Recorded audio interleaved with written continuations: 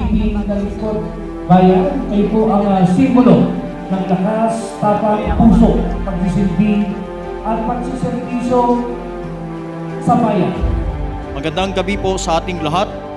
It is both a privilege and a humbling experience to be part of today's celebration. As one of the recipients of the Duyan Kanang Magiting Award 2026, I accept these recognitions not only on my behalf but together with the thousands dedicated men and women of the Philippine National Police who faithfully serve our country every day. Any achievement attributed to me is in many ways a reflection of their hard work, sacrifice, and unwavering commitment to public service.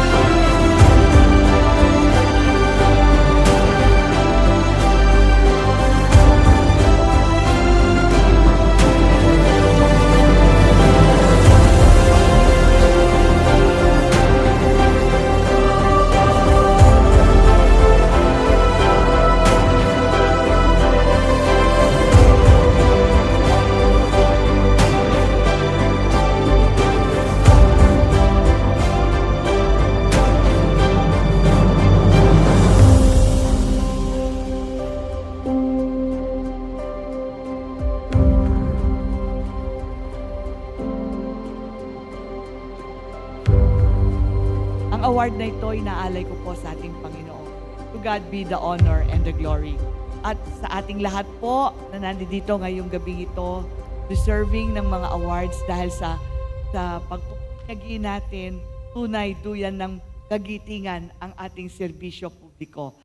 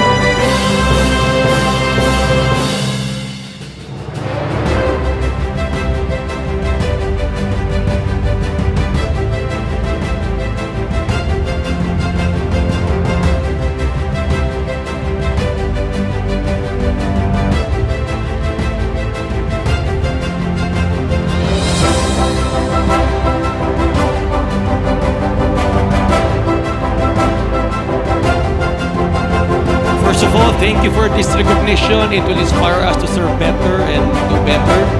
Happy Independence Day. God bless to everyone. Salamat.